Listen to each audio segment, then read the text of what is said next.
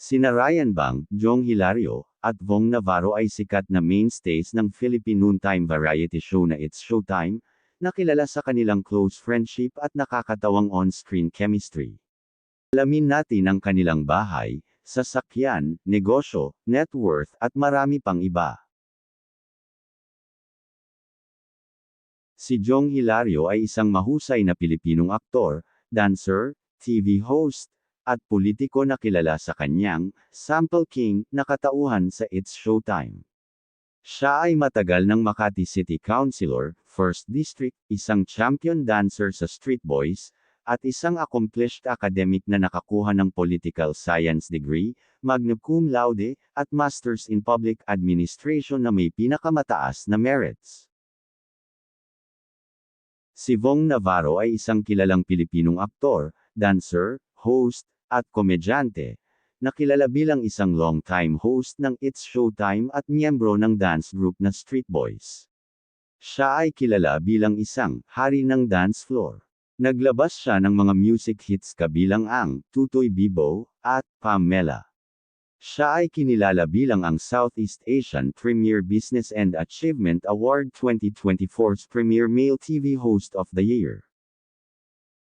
Si Ryan Bang ay nakabuo ng isang matagumpay na karera sa Pilipinas bilang isang host ng telebisyon, komedyante, aktor, at negosyante, na kilala bilang isang long-time host ng It's Showtime hanggang sa isa sa pinakamamahal na personalidad sa Philippine entertainment.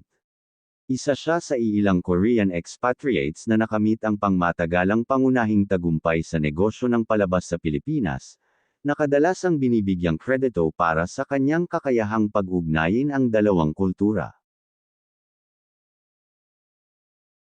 Habang si Jong ay lubos na nakatutok sa kanyang karera sa entertainment at public servant, hindi siya nakatutok sa publiko sa mga pribadong pakikipagsapalaran sa negosyo. Kamakailan ay ipinahiwatig niya ang pagnanais na tumutok sa kanyang karera bilang isang public servant. Naglilingkod bilang Makati City Councilor, 1st District, mula noong 2016 at kilala sa kanyang trabaho sa lokal na pamahalaan, madalas gamit ang hashtag na Hilario Cares. Si Vong ay may-ari ng Take Me Back, isang 90s-themed speakeasy bar na matatagpuan sa Quezon City, Tomas Morato area. Binuksan noong 2024, kilala ang bar para sa nostalgic na kapaligiran nito, na nagtatampok ng kakaibang higanteng pasukan sa Game Boy, retro na palamuti, at may temang cocktail. Nagbibigay ito ng mga parokyano na naghahanap ng casual na karanasan sa nightlife na may musika at mga inumin. Si Ryan ay maraming negosyo sa Pilipinas na may ilang negosyo na nakasentro sa Korean cuisine and lifestyle.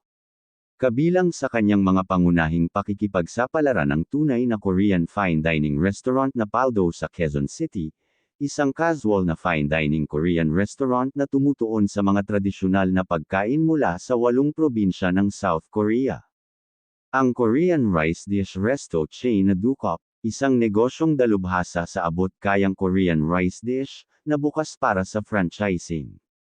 Ang Moredu Art, isang hair salon na matatagpuan sa Quezon City, na kilala sa tampok na Korean hairstylist. Ang Eureka Angeles, na isang high-end, modernong nightclub sa Angeles City, na binuksan niya at si Vice Ganda noong March 2024. Nakatuon si Ryan sa pag-iba-iba sa negosyo noong 2020s, na binanggit ang pagnanais na mamuhunan ang kanyang mga kita mula sa 10 taon sa industriya ng entertainment sa Pilipinas. Nakatira si Jong sa isang simpleng tahanan sa Makati City kasama ang kanyang asawa at ang kanilang anak na si Serena. Ang maaliwalas na tirahan, na madalas na itinampok sa kanyang mga family vlogs, ay na-highlight sa isang home tour ng broadcaster na si Karen Davila, na nagpapakita ng kanilang buhay pamilya na malayo sa spotlight. Ang tahanan ay nagsisilbing backdrop para sa marami sa kanyang viral na TikTok at mga video sa YouTube na nagpapakita ng kanilang buhay pamilya, kabilang ang isang cute na baby wardrobe.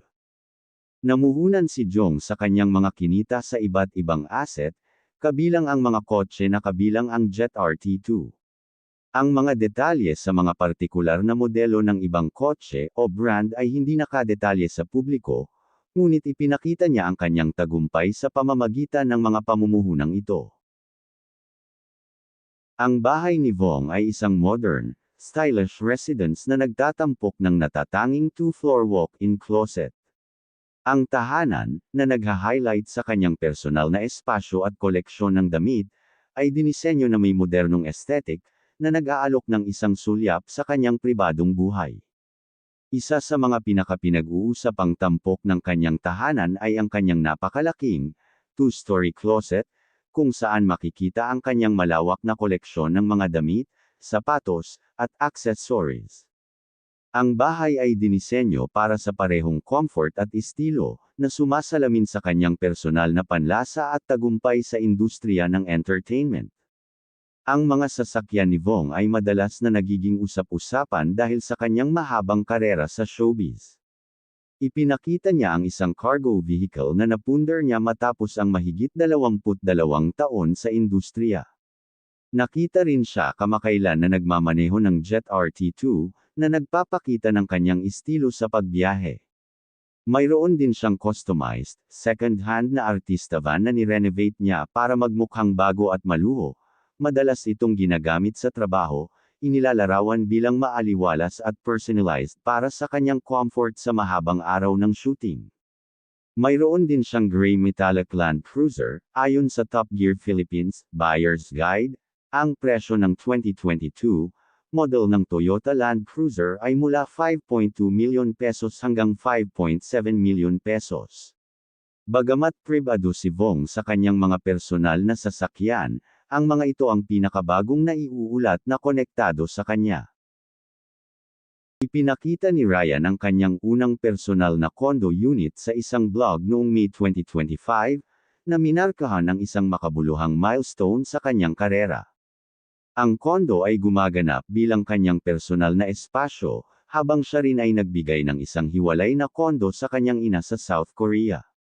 Kasalukuyan siyang nagpaplanong bumili ng bagong bahay, dahil wala umano itong bahay at tanging sa simpleng condo unit pa ito nananatili. Si Ryan ay nagmamay-ari ng isang artista van, isang Hyundai Grand Starex, na binili niya 9 na taon na ang nakakaraan. Ayon sa Top Gear Philippines Buyer's Guide, ang presyo ng 2019 model ay mula 1.4 milyon pesos hanggang 2.9 milyon pesos. Walang nakakaalam sa saktong net worth ni Jong, ngunit ayon sa ibang website siya ay may tinatayang net worth na humigit kumulang sa 200 na milyong piso.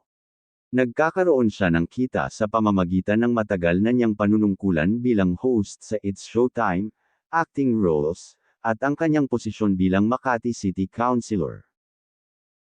Wala din nakakaalam sa saktong net worth ni Vong, ngunit ayon sa ibang website siya ay may tinatayang net worth na humigit kumulang sa 400 milyon pesos. Ang kanyang kayamanan ay nagmumula sa mahabang karera sa entertainment, kabilang ang kanyang tungkulin bilang long-time host sa It's Showtime, dance group na Street Boys, at iba't ibang proyekto sa pelikula, investments at negosyo. Si Ryan ay kinikilala bilang isang nangungunang 10 public figure na nakakaimpluwensya sa pandaigdigang imahe ng South Korea, na nagpapanatili ng isang matagumpay na karera bilang isang kapamilya star, vlogger, at negosyante na nagmamay-ari ng mga restaurants.